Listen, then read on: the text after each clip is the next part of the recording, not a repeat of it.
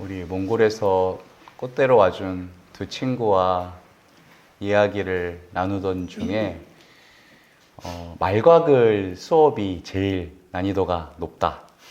그리고 한글말 수업이니까 그렇겠죠. 네. 교수님이 두 분이 계시거든요. 한 분은 서울 표준말을 사용하시고 한 분은 아주 강한 부산 사투리를 사용하시는데요. 다행히도 표준말 사용하시는 선생님께 수강 신청을 했더라고요. 네. 그래서 제가 그랬죠. 와, 그 사투리 쓰시는 교수님 만났으면 더 어려울 뻔했다. 그랬더니 뭐라고 하냐면 아니라고, 더 잘 알아들을 수 있다고 그러는 거예요. 왜 그럴까요?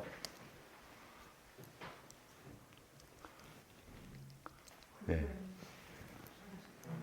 네. 몽골에서 한국말을 가르쳐 주신 수녀님이 아주 경상도 사투리가 아주 강한 네.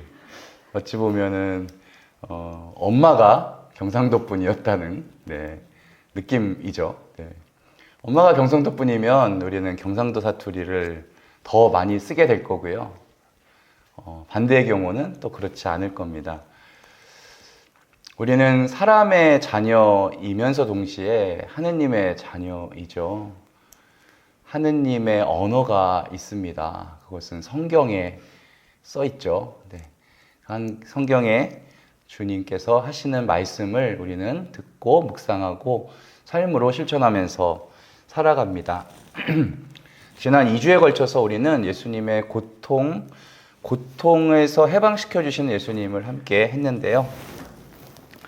여기서의 핵심은 나의 처지를 바꿔서 고통을 없애는 것이 아니라 내가 어떤 처지에 있든지 간에 하느님과 함께 살아가는 것이 핵심이었어요.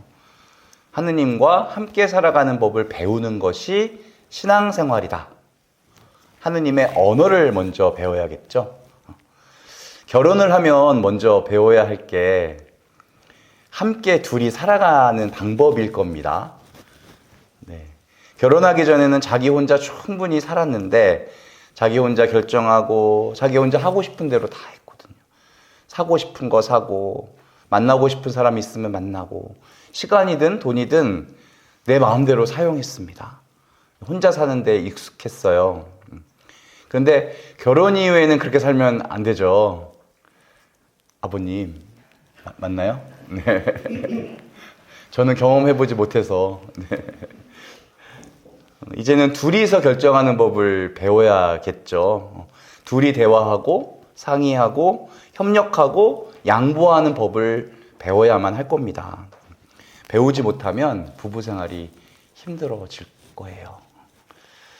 신앙생활도 정확히 이런 것 같아요. 이제 나 혼자가 아니라 하느님과 함께 사는 방법을 배우는 거예요. 나와 동행하시는 하느님께 내 인생의 문제를 상의드리고 맡기고 살아보는 것. 이것이 신앙의 핵심일 수밖에 없습니다. 오늘 우리는 피땀 흘리시는 예수님을 묵상했어요. 어찌해야 될지 모르는 괴로운 상황입니다. 예수님의 기도를 가만히 보면 먼저 원의를 말씀하세요. 아버지, 하실 수만 있다면 이 잔을 제게서 거두어 주십시오. 근데 그게 끝이 아니에요. 기도가 이렇게 해서 끝나는 게 아니라 어떻게? 하지만 아버지 뜻대로 하시라고. 이게 바로 이렇게 거두어 달라고 청하는 기도가 아닌 거예요. 나의 원의를 한번 말씀은 드리지만 결국엔 하느님의 주권에 그 결과를 맡기는 기도예요. 맡겼다면 이제 받아들이는 게 남은 거예요.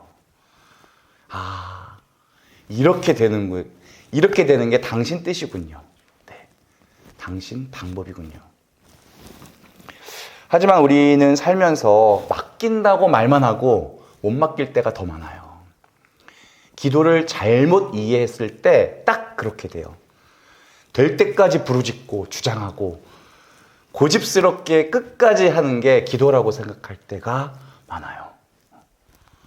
그거는 여전히 그 문제의 해결, 주도권이 나에게 있다는 거예요.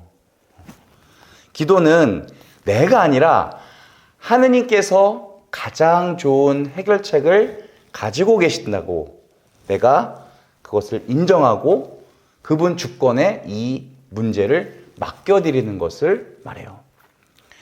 크신 하느님께서 알아서 해결하시겠지. 나의 생각과 시각을 좀 내려놓고 그분 뜻을 묻는 거를 말합니다. 이 반대로 묵상하면 이렇게 됩니다. 성경이 말하는 죄가 뭐냐면 내가 하느님이 되는 거예요. 날 만드신 하느님이 계신데도 불구하고 나를 하느님 위치에 올려두고 내가 내 인생의 주인이고 세상의 주인인 것처럼 살아가는 것. 그래서 이런 상황에 있는 분들의 특징이 뭐냐면 자기 뜻대로 다 통제하려는 거예요. 자기 뜻대로 주변 사람 통제하고 배우자 통제하고 자녀를 통제하고 주어진 환경도 뭐든지 다 내 맘대로 하려고. 그래야 직성이 풀리고 마음이 편안해지는 거예요. 성경에서 딱 이 모습을 뭐라고 말하냐면 교만의 모습이라고 말해요. 만약 우리에게 이런 교만이 있다면 신앙생활 하기가 무척 어려워집니다. 내 뜻을 이루기 위해서 기도를 사용할 때가 많아져요. 이렇게 해주십시오. 저렇게 해주십시오. 그런데 내 뜻대로 다 된다면 그게 진짜 선한 걸까요? 아니지, 지혜야? 내 뜻대로 다 되면 그게 가장 좋은 것이라고 생각하는 걸 뭐라고 한다고? 지혜야? 교만, 교수와의 만남? 교만. 네. 생각해보면 우리가 구하는 게 뭔지도 모르고 구할 때가 되게 많아요. 우리는 선한 게 뭔지도 잘 몰라요. 그래서 반드시 필요한 건 맡기는 거예요. 주님, 저는 이거 모르겠습니다. 어떻게 풀어야 될지 하나도 모르겠어요. 하고 맡기는 거. 사무엘 하권 12장을 보면요. 다윗이 밧세바를 범하잖아요. 주님께서 거기서 태어난 첫 아기를 죽이기로 마음먹으셔요. 다윗이 그냥 죄를 뒤집어 쓰고 완전히 입에 그 식음을 전폐하고 땅바닥, 찬바닥에 누워서 잠을 자고 매일같이 울면서 주님께 살려달라고 호소합니다. 임금이 이러다가 진짜 죽어버릴 것 같아. 그렇게 끙끙끙 앓다가 그 아이가 결국엔 죽어요. 신하들이 모여서 얘기를 합니다. 임금님이 알게 되면은 임금님이 완전히 어떻게 하실지 상상이 안 가는 거야. 이걸 어떻게 전해야 될지 모르겠는 거예요. 그걸 수근수근 거리고 있을 때 다윗이 그걸 엿들어요. 그래서 불러서 아이가 죽었소? 라고 불어요. 예, 돌아가셨습니다. 다윗은 어떻게 했을까요, 그때? 실성해버렸을까요? 대성통곡했겠지, 쟤야? 맞아? 고마워. 네. 그게 아니라 가만히 일어나더니 가서 목욕을 싹 하고 머리에 기름을 바르고 면도도 싹 하고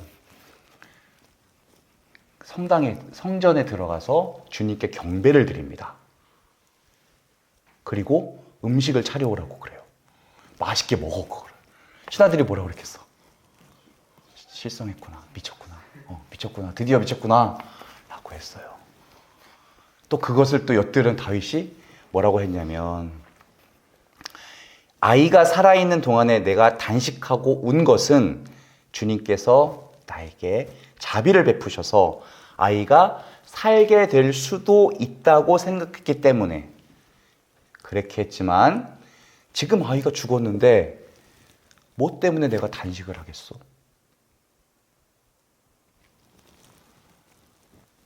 아이를 다시 살려주시기라도 할 거란 말이요 라고 얘기해요.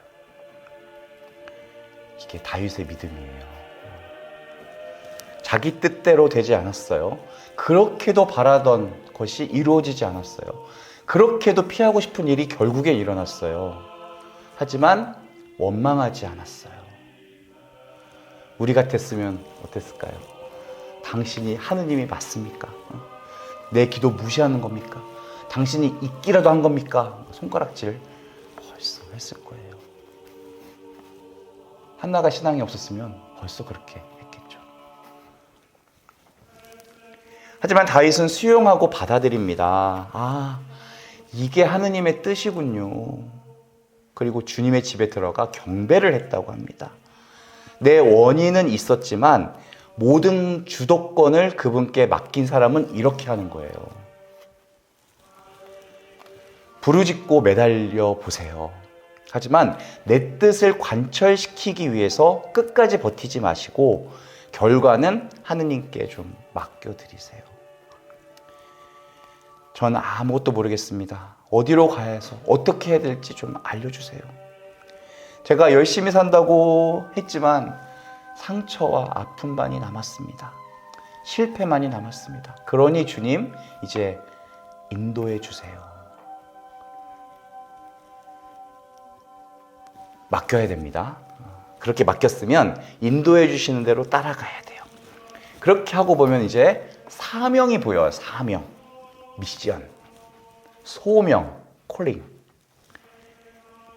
내가 수고해서 노력해야 될 일이 뭔지가 보여요. 그때부터 내가 감당해야 될 소명이 보이는 거예요. 온전히 맡기고 수용하는 믿음으로 내 있는 자리에서 하느님과 함께 살아가시는 성주간 되시기를